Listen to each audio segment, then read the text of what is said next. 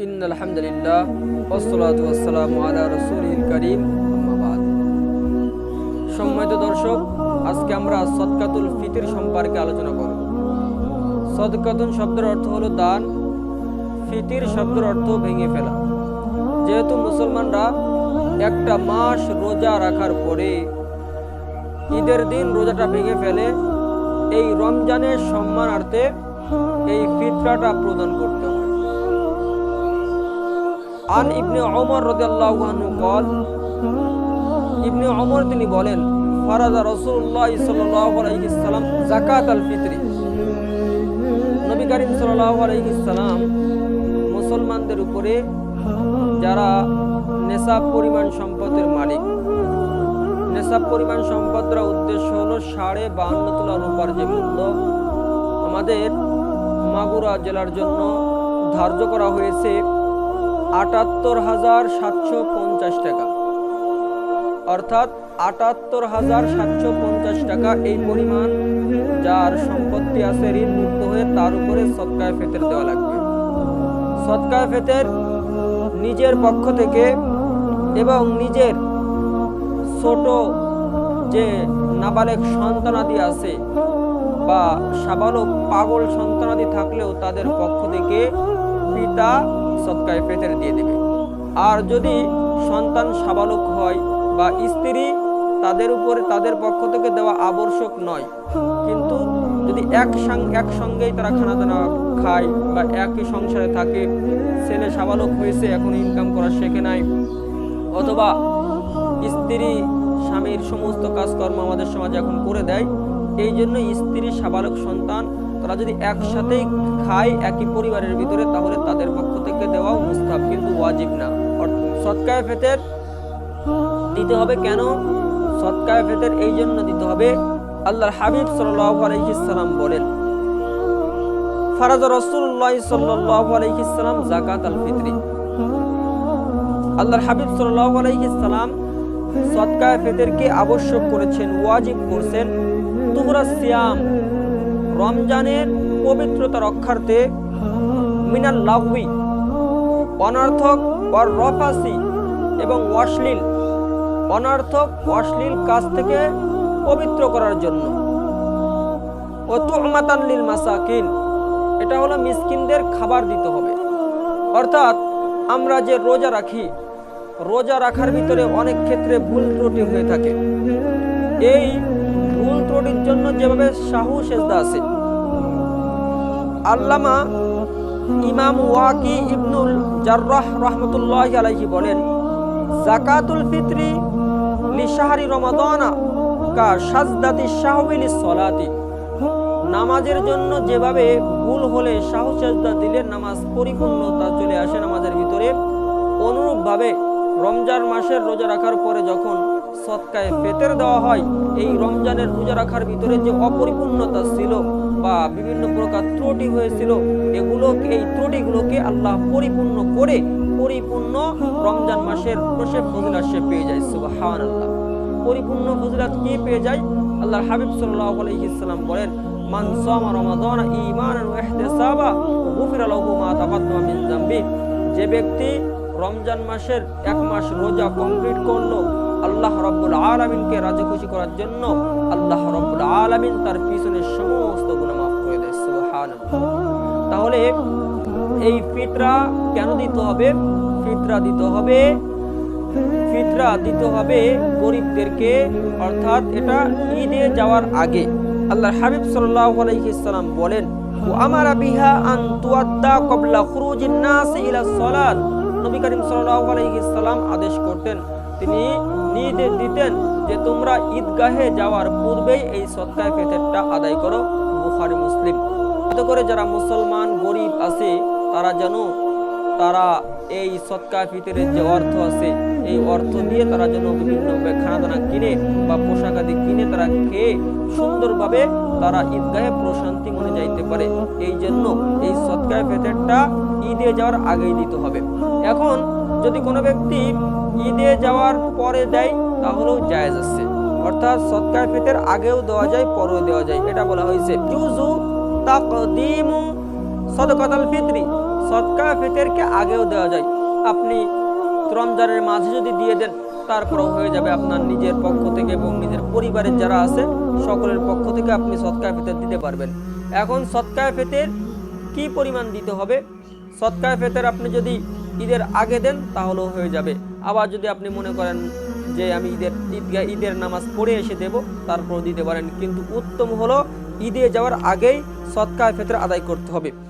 আন ইবনে আব্বাস রাদিয়াল্লাহু আনহু قال, ইবনে আব্বাস থেকে বর্ণিত, قال তিনি বলেন, ফি আখির রমাদানা আখরিজু সাদাকাতা সাওমিকুম। নবী করিম সাল্লাল্লাহু আলাইহি সাল্লাম রমজানের শেষের দিকে তিনি বলতেন, এই তোমরা আখরিজু, তোমরা দিয়ে দাও তোমাদের রোজার যে ফিতরা আছে এই ফিতরাগুলো তোমরা আদায় করে দাও। এখন এই ফিতরা কি দিয়ে দিতে হবে? হাদিসের ভিতরে আছে, আমাদের হানাফি মাযহাবের ভিতরে নিসফু সাইন মিনাল হিনতা, অর্থাৎ গম দিয়ে যদি কেউ দিতে চায় তাহলে নিসফু সা দেবে। ওয়া সাউন কামিলুন মিনাল আনাবি ওয়াত তামারি ওয়াশ শাইরি, অনুরূপভাবে যদি কোনো ব্যক্তি আঙ্গুর দিয়ে দিতে চায় বা কিশমিশ অথবা খেজুর দিয়ে দিতে চায় অথবা জব দিয়ে দিতে চায় তাহলে পূর্ণ 100 দিতে হবে। অর্থাৎ পূর্ণ 100 এর কি মূল্য আসে? সদকায়ে ফিতর মাগুরা জেলার জন্য, সদকায়ে ফিতর মাগুরা জেলার জন্য যদি গম দিয়ে দিতে চায় তাহলে 1 কেজি 650 গ্রাম, যা আধা শ, অর্থাৎ 100 টাকা দিতে হবে। যদি খেজুর দিয়ে দিতে চাই তাহলে 100 সমান 3 কেজি 300 গ্রাম, যার মূল্য হলো 1320 টাকা। আর যদি কিশমিশ দিয়ে দিতে চাই তাহলে 3 কেজি 300 গ্রাম, যার মূল্য আসে 1850 টাকা। আর যদি পনির দিয়ে দিতে চাই 100 তাহলে 3 কেজি 300 গ্রাম, যার মূল্য আসে 2640 টাকা। এটা মাগুরা জেলার সদকায়ে ফিতরের পরিমাণ। শর্ত হলো নেশাব পরিমাণ সম্পদের মালিক যদি হয়, অর্থাৎ মাগুরা জেলার নেশাব পরিমাণ সম্পদ হলো 78,750 টাকা।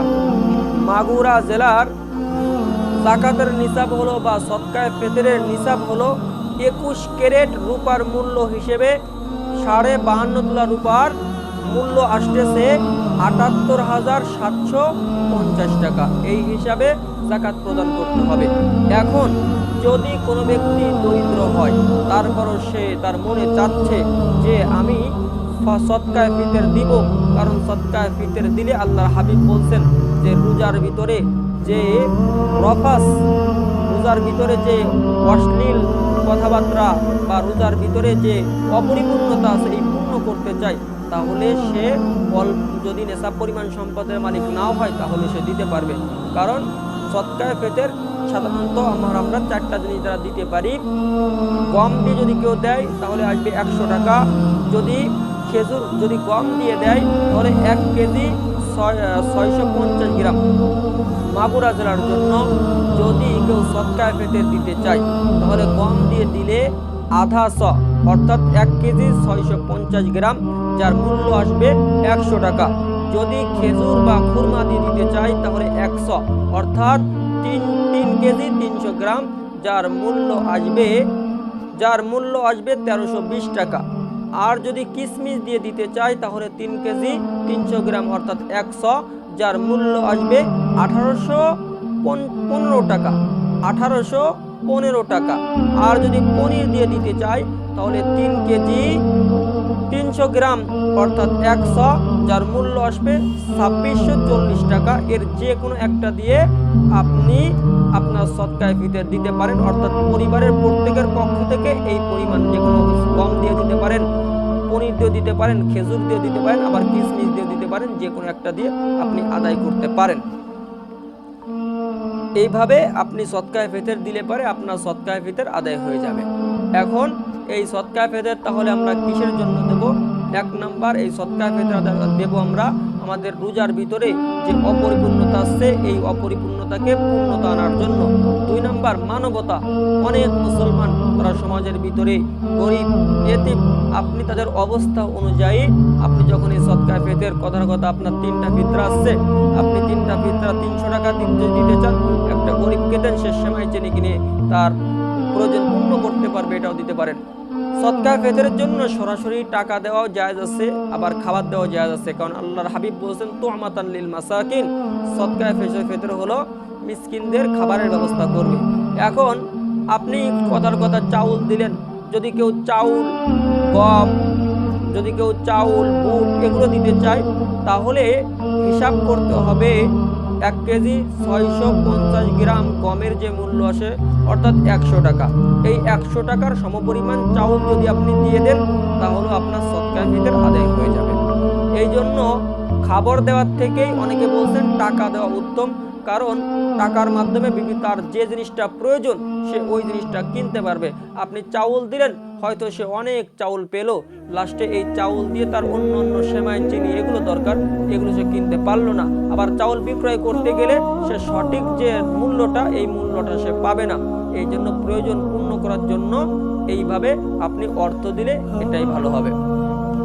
এখন ফিতরা, আপনি একটা ফিতরা 2-3 জনকে ভাগ করে দিতে পারেন। যেমন আপনার কাছে 2টা ফিতরা আছে যার মূল্য 200 টাকা, আপনি 3 জন ভিক্ষুককে যদি ভাগ করে দেন এটাও দিতে পারেন। আবার আপনি 2টা ফিতরা একজনকে যদি দিতে চান কোনো ভিক্ষুককে, তাহলেও আপনি দিতে পারেন, 2টাই জায়েজ আছে। আবার যদি আপনি ইচ্ছা করেন যে কয়েকটা ফিতরা একজনকে দেবেন, তাও জায়েজ আছে।